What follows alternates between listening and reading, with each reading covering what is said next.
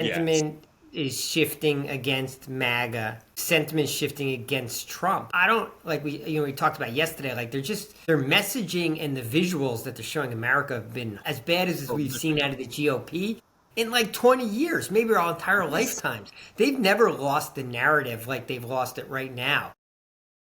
All right, ladies and gentlemen, welcome back. Good to see you again on YouTube, Facebook, and of course, Riverside. Folks, today is a huge day, absolutely ginormous when it comes to sending a message to Cankles McTaco Tits. You guys know I love that name. The Orange Mussolini. I mean, we've got to send him a clear message, beat him resoundingly at the polls. And it sounds like that's what people in New Jersey, Virginia, and California are trying to do. And also New York City. Brock and Ellis joins me now live just outside the most famous city in the world. And Brock, there's 8 million stories in New York City, but they've had some of the highest turnouts in election day history leading up to today's election. So early voting numbers, they had some huge turnout, always bodes well for the people with a D next to their name. Yeah, I mean, it has to be encouraging I am encouraged that hearing the word that there's big turnout, right? I mean, you don't have, if and when there's free and fair elections, and we think these today will be fair in most places. We'll see. We're hoping. Time will tell. We've had the bomb scares in New Jersey already, right? They tried to play that same game that they played in Georgia on the presidential election, to scaring people away and getting precincts closed. So there have been some shenanigans, but I think we'll slip by this one because I don't think Trump cared enough to rig it, because it doesn't mean enough to him. Right.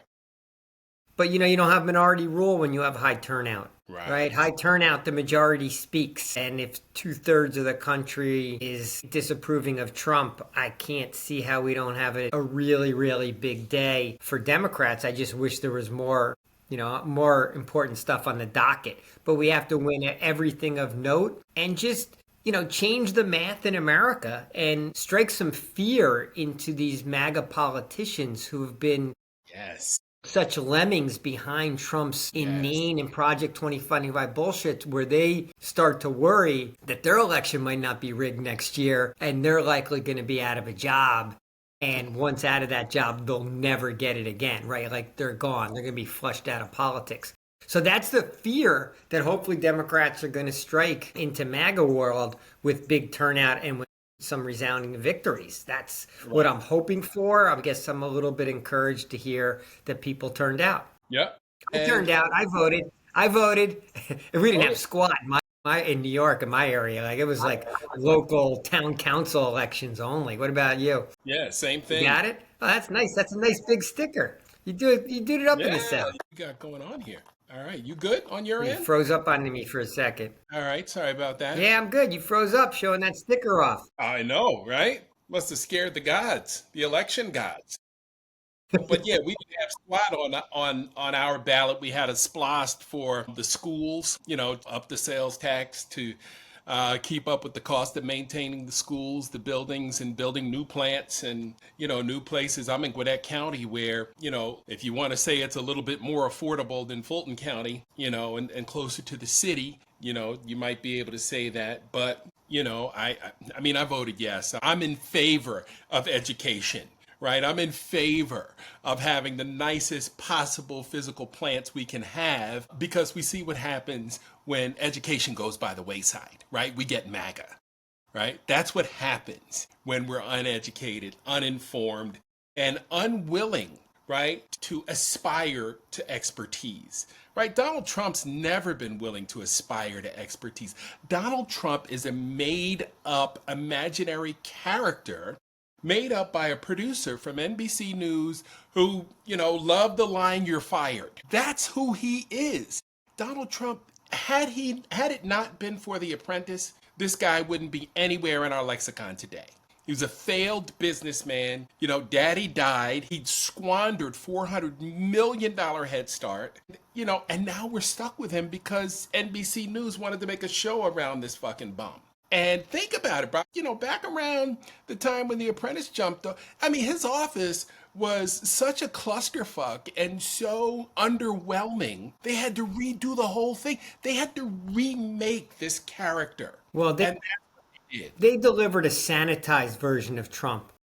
Not Right. the racist version, right? They cleaned up the act, not the anti-Semitic version, not the xenophobic version, right? They cleaned up the act. They made him look like sort of just generic, middle of the road businessman, right? Get a Right. diverse crew of people vying for his attention, blah, blah, blah, blah, and try him, really made him out to be someone that he wasn't. Because who he really was the guy not allowing black people in apartments in the 70s and getting sued by the Nixon administration of all things. Right. Same guy taking out full page ads to get the Central Park Five, convicted and, basically gas chambered, right? If he had his way without a trial, right? He would have just had him strung up in Central Park, like, Yeah. with no At due one of the Central process, Park right? So Five. that's who he really was, but that's not the version, the TV version that was created for the rest of America. And that's why people who maybe watch the show every so often probably maybe get sick of us hearing this. They're like, but if you lived in the New York area, you knew who Donald Trump was. And you never bought into him for a nanosecond coming down the escalator. And you always knew he was a clown. And you Yep. always knew he was dangerous. And you Yep. always knew he was an idiot. And you Yep. always knew he was just not someone that should have influence over anyone else's life. He could go Right. live his own fucking life, but certainly shouldn't have influence over anyone else's. No. Sadly, that's what we gave him. Right. And now remember, though, Donald Trump couldn't really hide who he was because Kwame Jackson sniffed him out. I think it was the first or second. Kwame was First early. year, the first Yeah. year, it was the white guy from Chicago and Kwame, and they came down as the last two. And there was no way Kwame was winning that. No way He- Kwame was winning. If you knew anything about Donald Trump, you knew no fucking way Kwame was winning. At all. At all. And that's what happened. And later, Kwame would come out to say, that he felt like the man was straight up racist and, that he didn't have a shot on that show. But you know what? We're not surprised. New Yorkers weren't surprised, I should No. say. But the rest of America doesn't really care, or most of America doesn't care about the racism, right? No. So they embraced it. He embraced it, right? Coming down the escalator with his first comments and has rolled with it ever since. And in increasing fashion now, as he gets more concerned that he's losing his power and influence, he just double and triples down on, the base hate that will trigger the most virulent support of him from his hopefully shrinking base. Right. And you know what? I saw a clip from Rachel Maddow the other night that said 30% of Americans consider themselves MAGA. I thought that number was high. Well, if 37% approve of Trump, I would figure that number should have just layered right on top and be 30. So there's 7% of people that aren't MAGA, but they approve of Trump. That's the not problem. true. You know what? They are fucking MAGA. They may pretend and somehow in their mind have convinced themselves so they can sleep at night they're not MAGA. They may be playing I don't like his tone, but I like his policies. Right. Or flip it over and go like, oh, I like the policies, but I don't like, or I like the tone and I don't believe he'll actually do what he says he's going to do. They've deluded themselves one of those two ways, but they're all MAGA. They're voting for these policies. They're voting for ICE raids. They're voting for starving kids. They're voting for bombing random boats in the Caribbean. That's what they're voting for. Right. You can't hide from it.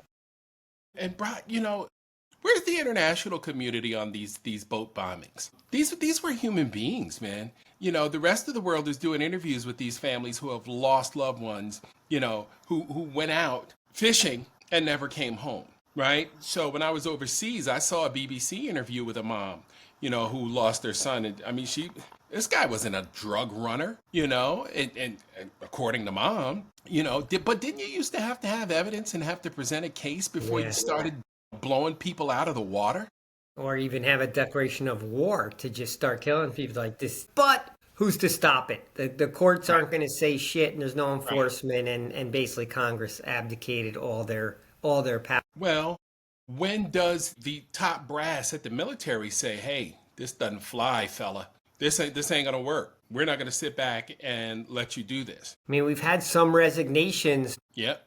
What am So that's a statement, but then they obviously find someone to fill the job that's willing to go forward. So a MAGA person who's I don't know. I don't I don't think push comes to shove till we as the people get out on the streets enough that we really force Trump's hand in an obvious and illegal way where he's going to ask the troops to shoot Americans, right? And that's why. Then I hope that they would stand down at that point, and then, then things get really serious around here in America. Absolutely. But that's why I think, before these National Guard troops finish their civil unrest training, we should hit the streets, right? And kind of catch them with their pants down. I don't think they're ready for a real civilian uprising that says, okay, this fucking guy's got to go, right?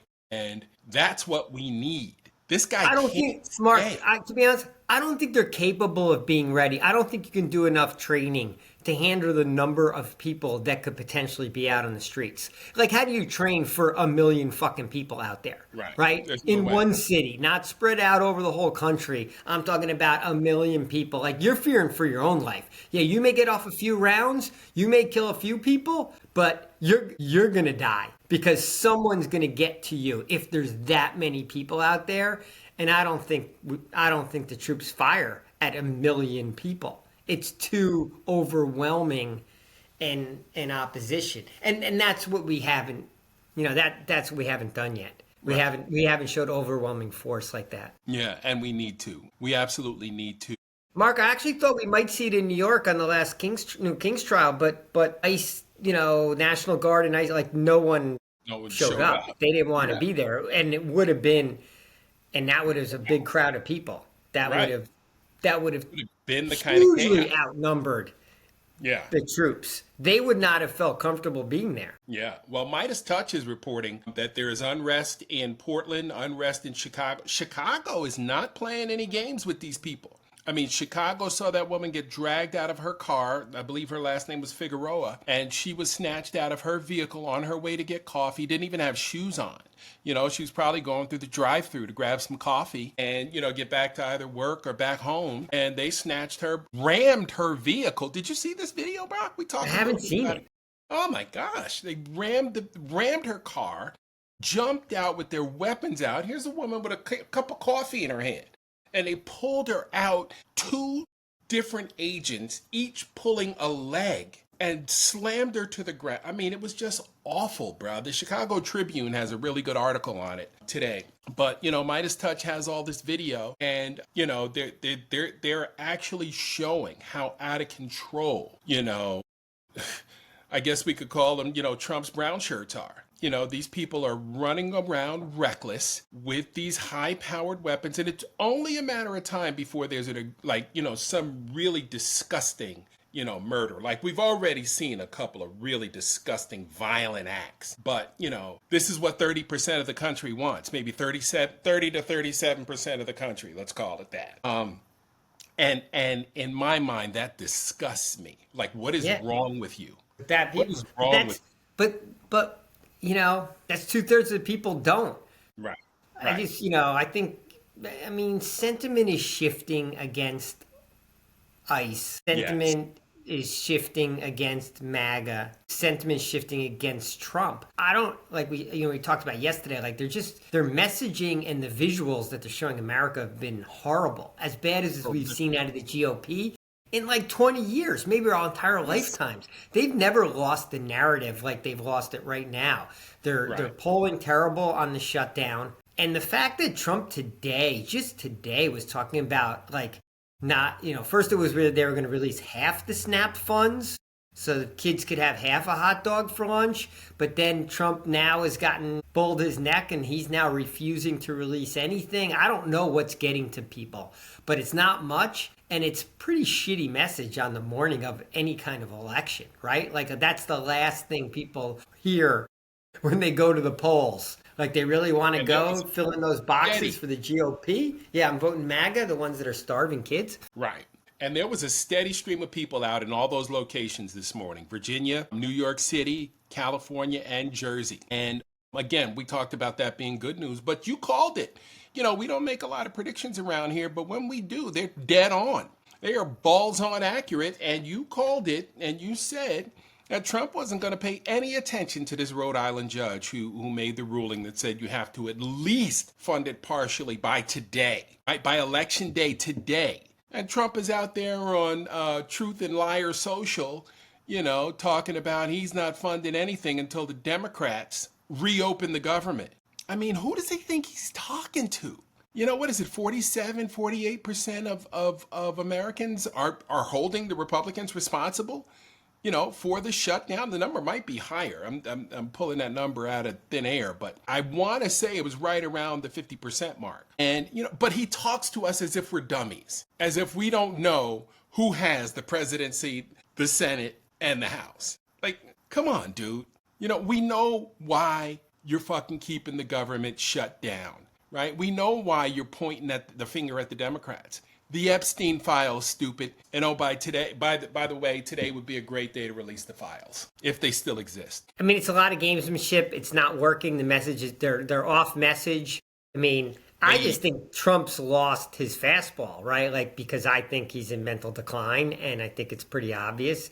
And he's not as good as he was, right? He can't find that, that nerve center that's really going to resonate with people, because he's just trying too many things, saying too much shit. He's all over the place, and he's kind of lost the narrative. He's fighting the wrong battles, and he's lost. And the rest of MAGA, are still following him. So they're just marching down this path with him, and it's starting to slip away from him. It makes it still scary, because we know he may just ratchet something up to take attention off of all this shit where he's losing. And he has a great sense of when he's winning or losing. And he's going to try to get away from all the places where he's losing. That's why when I start reading about going to war with Venezuela and some other shit, I'm like, it wouldn't surprise me in the least if he releases the hounds and the military on some, fake, conflict that he needs to have to win something. You're right. So he's a dangerous person when he's losing. He's a dangerous person when he's winning too, but he's more dangerous when he's losing. Yeah. And I think right now he knows he's losing, and by tomorrow morning, he may take a resounding L. Right. A clean sweep would really set him off. If we could, just run the table with, Prop 50 in California, New York, greatest city on earth, and, Virginia and Jersey, that would be huge. I don't think Schiaparelli has a chance in Jersey. I mean, he'd be a three-time loser. He's got no real messaging. He's got no real talking points, because, the Republicans don't have a plan. How can you even, as a Republican, why do you think, MAGA Mike has told Republicans to go home and hide? Don't even do town halls, because they can't answer the question. Why do you not want to feed children? And why do you want us to pay triple in our healthcare premiums, and we barely can afford the price we're paying now? And you want to triple it, and you have nothing to replace it? I mean, they can't answer those questions, Brock. Schiaparelli can't answer those questions. MAGA down in Virginia can't answer that question. It's a terrible time to be campaigning with the MAGA message, right? Absolutely terrible. It should be a sweep. We'll see how Trump reacts. I mean, Trump will just blame and deflect. But we as the resistance, we need the energy of winning. Like, we need to prove to ourselves we can win. And maybe we'll get away from the whole Dems have no message, blah, blah, blah, blah, blah, blah. It's like, okay, maybe we have no message yet, but we're winning anyway, right? Whatever anyone's saying, what Mondani said won, whatever, Spamberger's message was won, Mike Sherrill's message won, and of course Newsom's message, I think is going to totally clean house in California, right? Like there's no way that one doesn't win. So it's like, okay, everyone's message won locally, so it's like, fuck, any message can win right now. Right. And again, Brock, if I'm doing this, if I'm a candidate and I'm out stumping, I'm watching Barack. What's Barack saying? And I'm going to go out there and do the same thing the Republicans do and parrot, the top of the ticket. He's the rock star. I don't care if you got problems with him from last year with Kamala or whatever. That day is come and gone. We are at the precipice. We are at the brink of losing our democracy. And I'm surprised that that's not one of the more important issues on voters' minds as they go to the polls. Because I saw some of the clips where they were asking people, what brought you out today? Is it a vote against Trump or for, Spamberger? And they're like, well, kind of a vote against Trump. Kind of. Well, let's start with women's rights. Have we forgotten all about that? Have we forgotten which party wants to be all up in your bedroom and all up in your gynecologist's office with you? I mean, how have we forgotten that?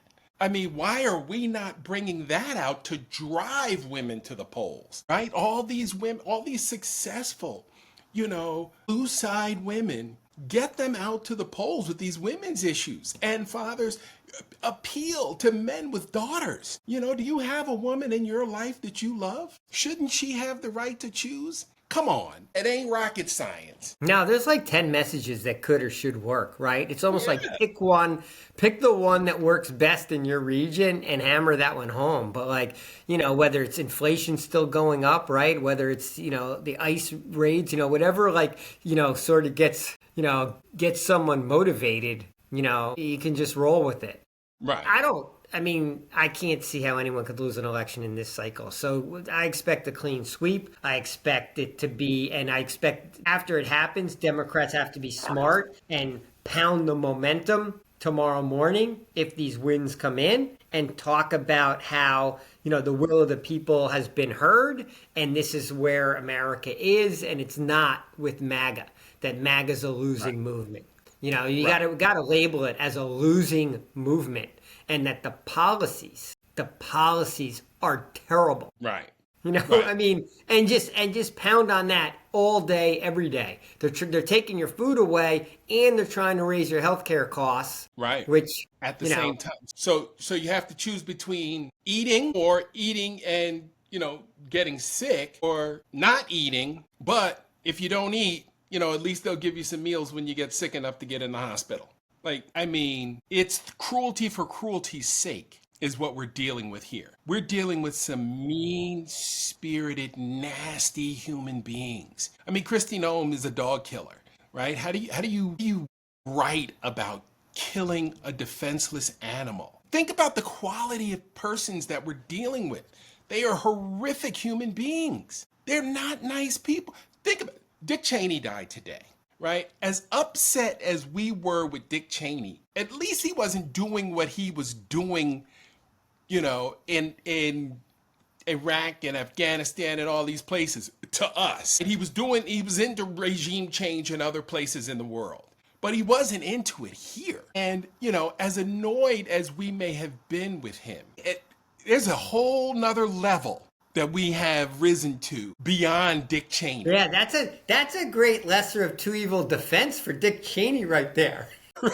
He wanted a lot of people dead. He lied and schemed his way to bombing and killing a lot of people. But it is true, it was elsewhere. It was somewhere else. And actually, he was appalled by January 6th and turned into in essence, a never Trumper in the end. So, he had a twisted sense of patriotism.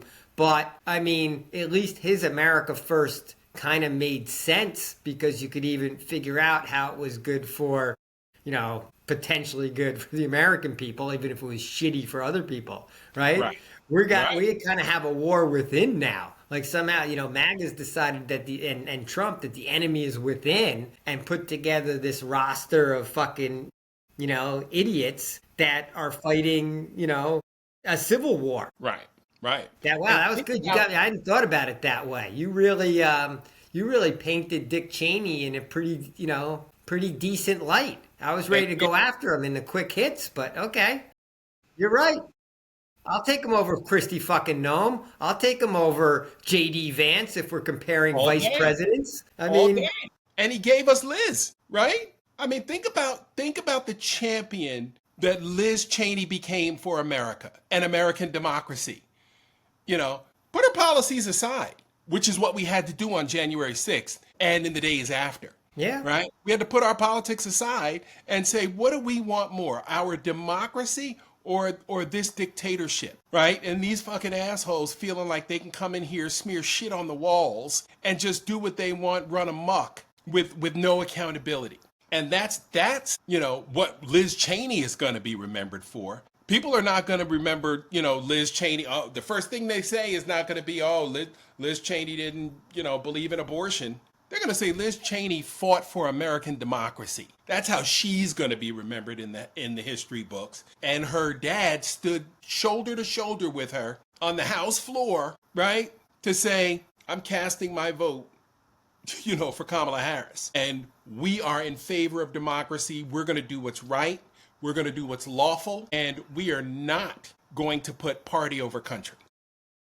Yeah, I mean, that's the right-wing conservatism that me as a liberal, can talk to, right? Can argue with, can have disagreements with, can get pissed when they take things in a direction that you totally disagree with. But at least you have a core connection to saying, hey, we're each looking at this and what we think is best for the country, right? And can talk about it in a civil way, and they're not looking to, throw me in the back of a van and into a concentration camp because I disagree with them, right? They actually agree that I have free speech and have the right to say and what my beliefs are and to protest against them if need be. If they win and their policies go into place, I can protest against them and believe that there should be free and fair elections. So when the day comes, I get another chance to vote down the road, right? Like that's actually the reasonable conservatives that, that we almost missed them, right? Yeah. They're all fucking believable. Now. Almost missed that. Yeah. They're all independents now. Most of them, and have to hold their breath and, pull the lever for Kamala.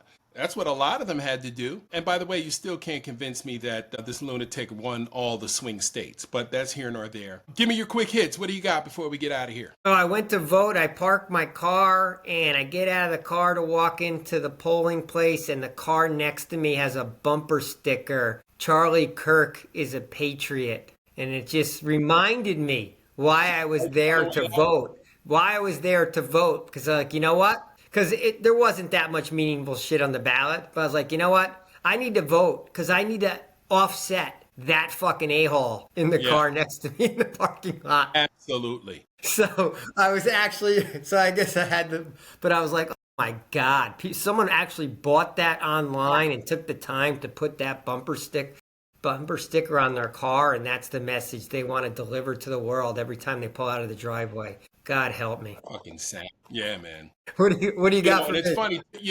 I went to vote as well, and there were 2 state Senate races on the ballot. I wasn't voting for the Democrat. I mean, for the Republican. There's absolutely no way. And I thought to myself as I was leaving, hopefully enough people came out to get these people out of office, because this is the reason we have to vote, right?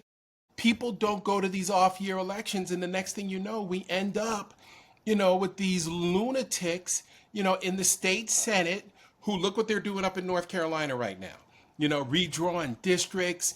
Look at Texas, where the black vote counts 1/5 for a black Texan.